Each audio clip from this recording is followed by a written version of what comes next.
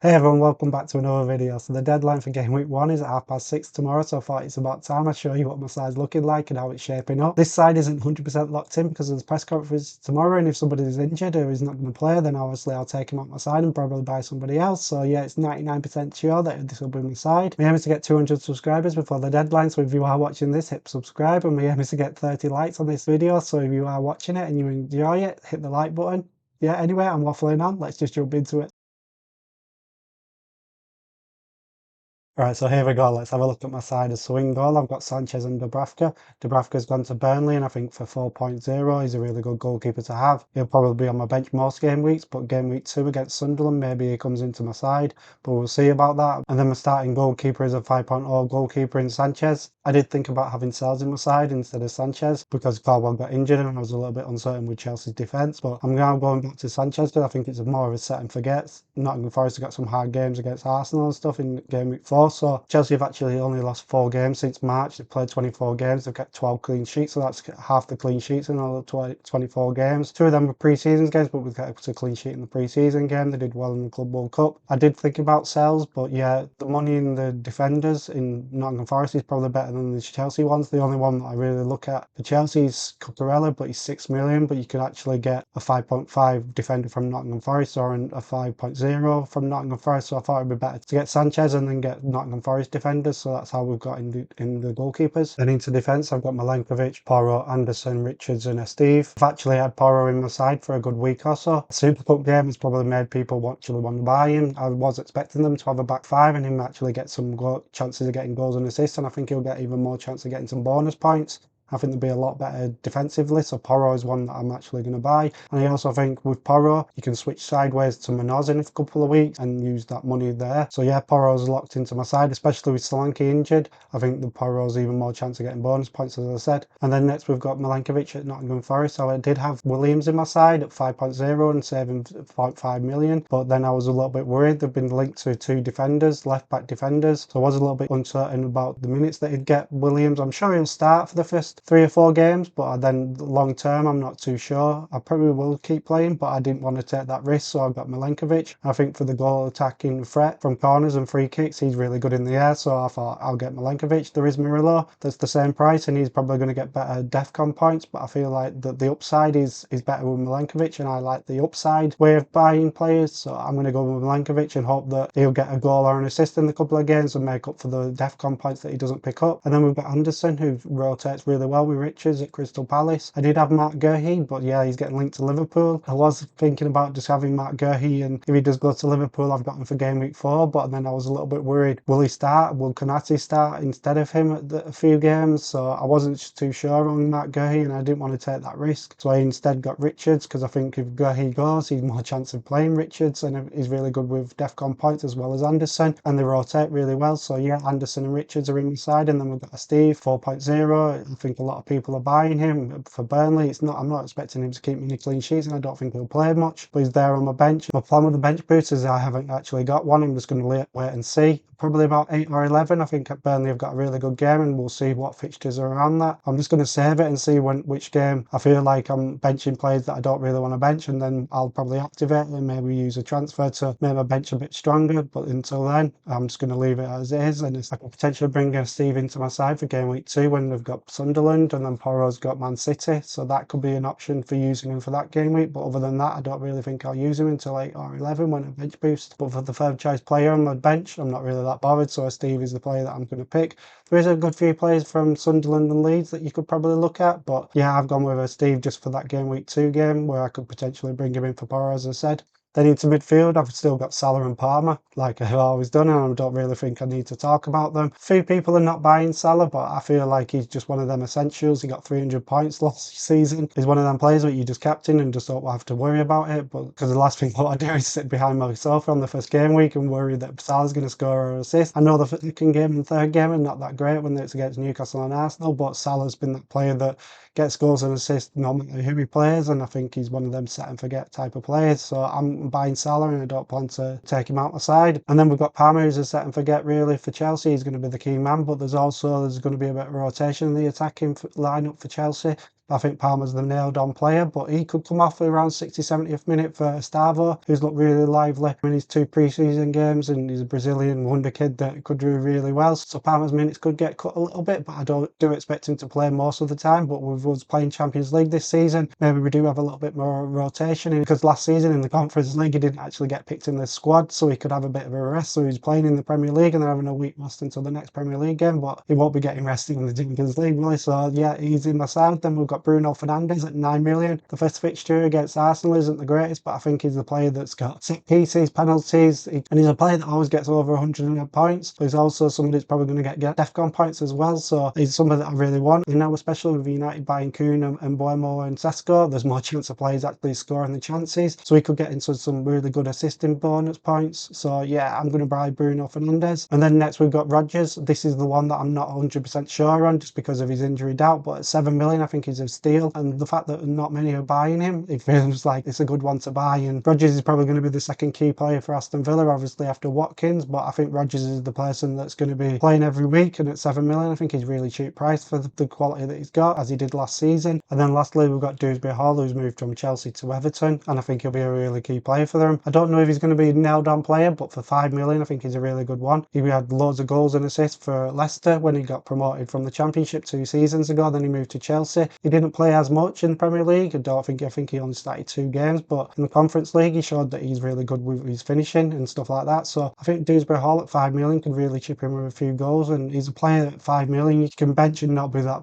upset about it if you do that. So yeah, Dewsbury Hall, he's somebody that I get. There is other players like Anderson. I didn't really have the budget for it, so yeah, I've got Dewsbury Hall at 5 million. And then lastly for the forwards, I've got Watkins, João Pedro and Gui. Gui's just moved from Chelsea and he's gone loan to Sunderland, so this is another player that's left Chelsea, so I've had a little bit of watching at time on him, and I think he's somebody that's really good at closing down. He hassles the forward line, and I think he could get a few goals and assists this season. It will be interesting to see how he gets on at the start of the season, if he gets minutes, but I don't really plan to use him for the start. It's just somebody that's on my bench for a while, and then we'll see in a few weeks what I feel like doing. But I could free up some money in the forwards and the midfielders to upgrade him in the future, but we'll see. And then we've got João Pedro, and I didn't have him for a good few weeks, but he's actually got himself back into my side after the pre-season games. I feel like he's pretty much nailed on to start. I don't think he will start all the time, but he will start most of the time, if that's playing up front or if that's playing on the left. Jackson, he's looking like he's going to leave, and Kuka's looking like he's going to leave, so it's going to be him and Delat. And his link-up play with Cole Palmer has been really good, so I think them two are going to really help each other get goals and assists, and I can see it being a Cole Palmer assist, João Pedro goal, and the other way around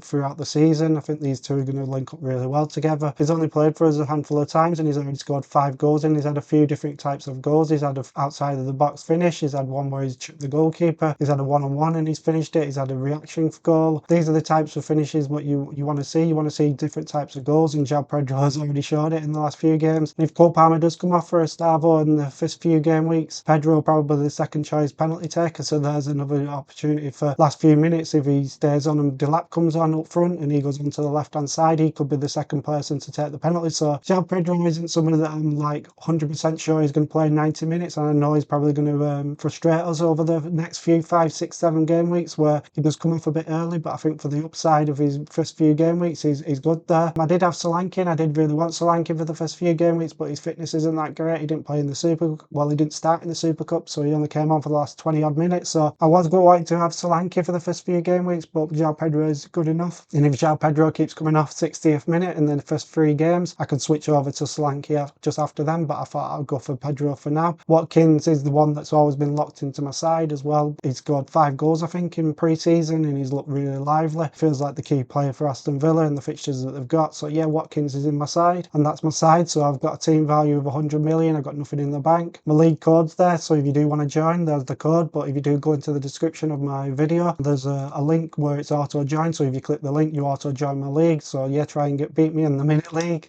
So lastly, I just wanted to go over my shortlist and a few players that have caught my eye and think players you maybe have a look at. Sells was somebody that I was looking at instead of Sanchez. I do think Sanchez is just a bit edgy in it, but if you think that you don't fancy Chelsea, clean sheet wise, Sells is a really good one. Petrovic is away against Liverpool the first game, so that's not really good, but after that the fixtures are really good for Bournemouth, and at 4.5 million, if you want to save 0.5 million, Petrovic is half decent. He did really well in Strasbourg last season, and I think he's really good. I will probably buy him at some point this season, probably when a wild card, maybe I go into for him then. But I've looked at Bournemouth the last few weeks and been a bit worried about the defence and how they're going to get on with the selling Zabani to PSG, Hoyson to Real Madrid, and then Kirkez to Liverpool. I do feel they've gone a lot weaker in defence, so I don't know if Petrovic is going to be that great, but he's going to be making some saves, so he might get some bonus points of save points. So Petrovic could be a really good one. Then we've got my nods, like I said before, where I'm potentially buying for Porro in the next few weeks. And then we've got Van de Ven at 4.5 million. He was in my plans before the PSG game, scored in that game, so he's gone up in my estimations, but also I'm a bit worried about his consistency with injuries, so I think he might get injured, and I'm a bit worried about doubling up. So I think Porro's the best player to get from Tottenham, so I thought maybe not get him, but if you haven't got the money to buy Porro and you don't fancy him, you can go for Van de Ven and then have a bit of cheaper option and put your money elsewhere. So Van de Ven is a half decent option, and I think the fixtures for the first 6 or 7 game weeks are really good. Then we've got Mark Guehi. I don't think he'll play until he's made his move, and I think it'll be to Liverpool. I'm just a little bit worried about where he gets his minutes at Liverpool if Konate rotates with him, because I don't think they're going to sell Konate. I think they'll wait until next season and then sell him, or he'll leave on a free transfer. So Mark Guehi won't just come into the side and stay in the side. I think they'll probably rotate a little bit, unless they sell Konate, then it's a bit different. Then he'll probably be a game changer, so there is one to keep an eye on. If you want to be a bit ahead of everybody, you could get Mark Guehi, leave him on your bench for the first 3, and then when the transfer window closes and he's moved to Liverpool, 4.5 million, he could be a game changer. You want to set and forget and just leave him there. And then the last we've got Williams, and I'm a little bit worried about, as I've said, just because they're going to probably buy someone just because they're in Europe now. Crystal Palace have been kicked out of it, so Nottingham Forest have got a chance in the Europa League. So I do think they'll probably rotate a little bit more here and there. So Williams could start pretty much all the time, but he could be dropped one game what you really want him, so I didn't really want that headache starting off with. Even in 5-6 game weeks, he's still looking good. Maybe I downgrade a Nottingham Forest defender and save the 0.5 million on him and get Williams. But if you want to save 0.5 million, you can take that risk and get Williams. And then into midfield, we've got Verts at Liverpool at 8.5 million. He just signed, and I don't really like to buy players that have just signed. I just like to watch and see, and then maybe buy them after it. And then the fixtures after Bournemouth is Newcastle and Arsenal, so I'm thinking